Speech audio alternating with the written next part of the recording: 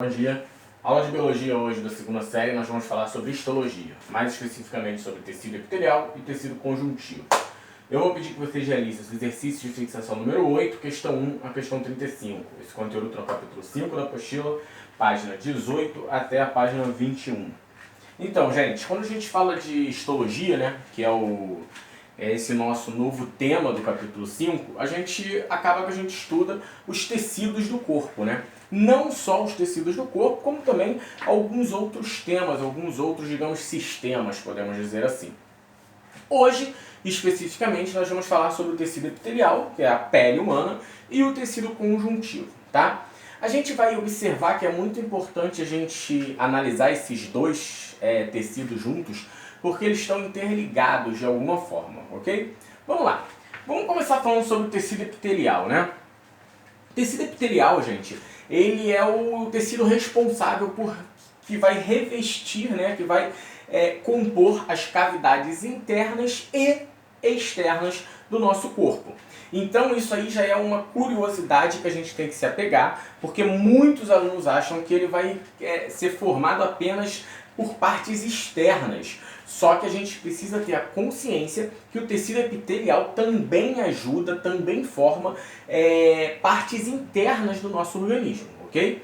E aí, gente, essas células, né, que vão compor o tecido epitelial, elas são dispostas de forma muito junta, elas são muito unidas, tá? Elas são bem, digamos, uma próxima da outra, justamente para conseguir dar esse aspecto de união e conseguir dar uma das suas funções, que é proteção, tá? E todas essas células, todo o tecido epitelial, ele vai estar sempre, sem exceção nenhuma, associados ao tecido conjuntivo. Quando eu digo associados ao tecido conjuntivo, eu estou querendo dizer que vão estar associados a algum tipo de tecido conjuntivo. E aí essa associação, essa ligação, né, essa junção do tecido epitelial com algum tipo de tecido conjuntivo, a gente denomina de lâmina basal, ou seja, é através da lâmina basal que nós vamos ter essa associação, essa ligação do tecido epitelial com o tecido conjuntivo.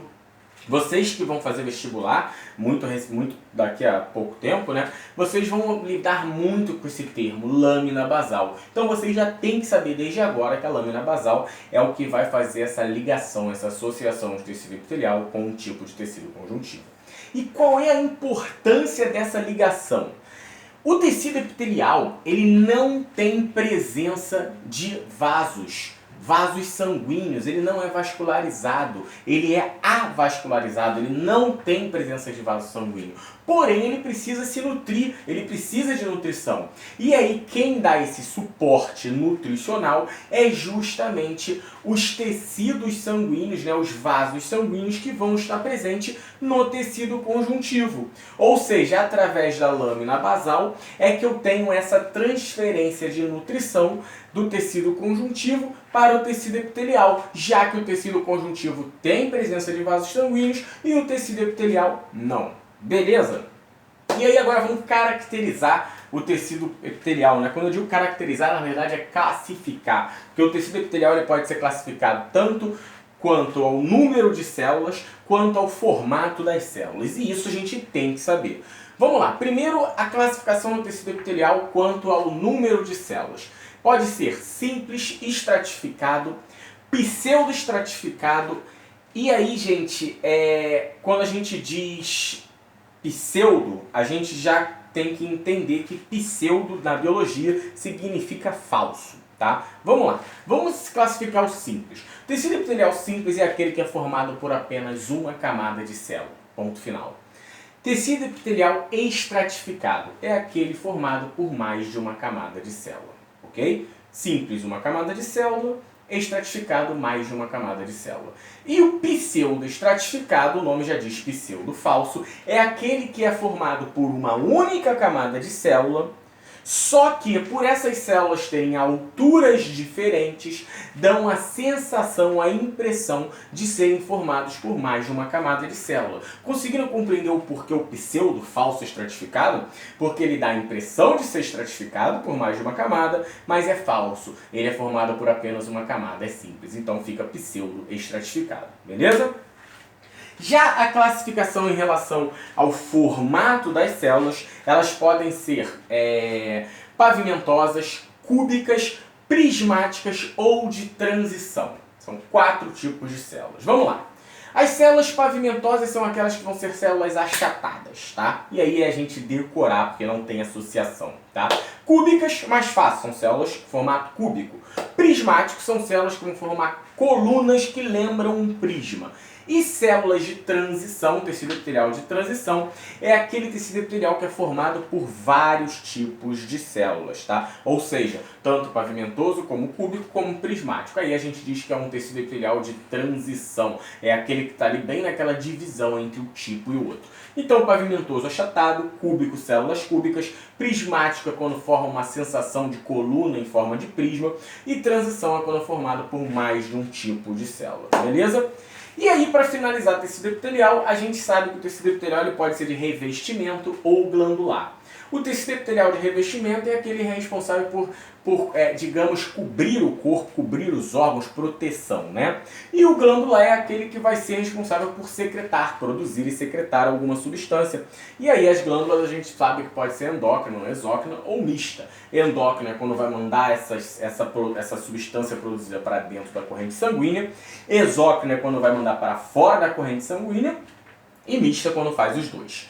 Não confundir endócrino e exócrino, endócrino para dentro do corpo, tá? Endócrino não é para dentro do corpo, é para dentro da corrente sanguínea, pegadinha. E exócrino não é para fora do corpo, é para fora da corrente sanguínea, pegadinha, beleza? Então, e mista, quando a glândula tem a função dupla, tanto endócrina como exócrina, ok?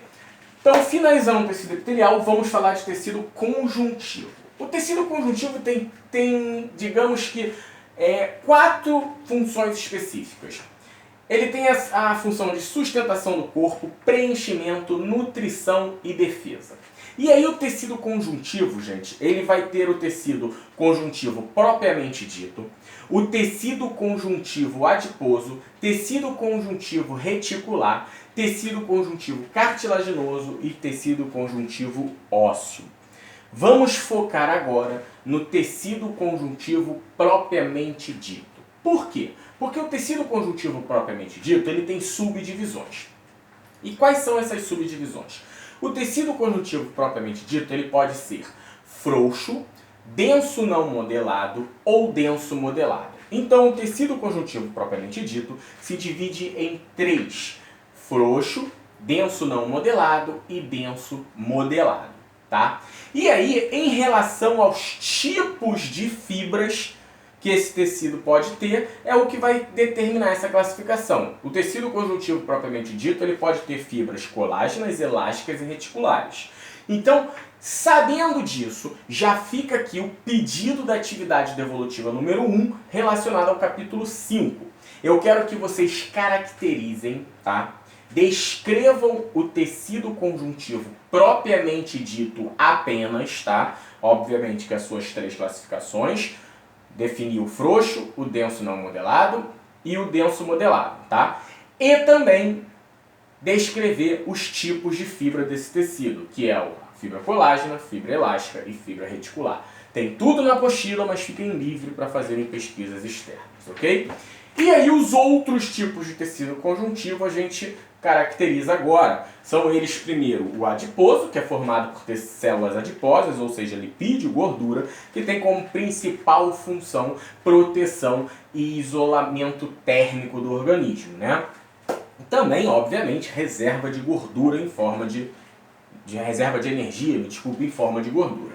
Temos o retículo, temos o tecido conjuntivo reticular, que é aquele tecido conjuntivo responsável por produção de células sanguíneas, tá? Que vai formar as células sanguíneas e também vão formar alguns tecidos, como tecido linfático, tecido responsável pela defesa do organismo humano, tá?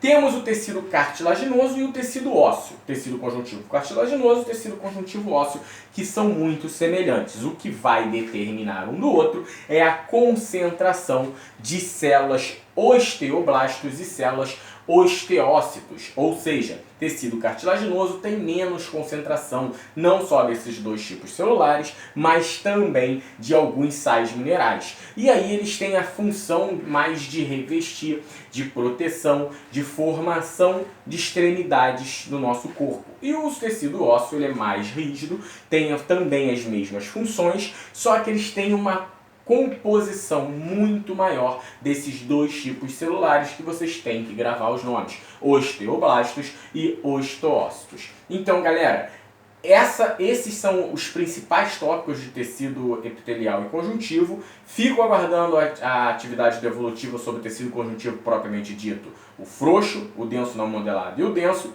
e os tipos de fibras deles que são elásticas, colágenas e reticulares. Beleza? Muito obrigado, até a próxima.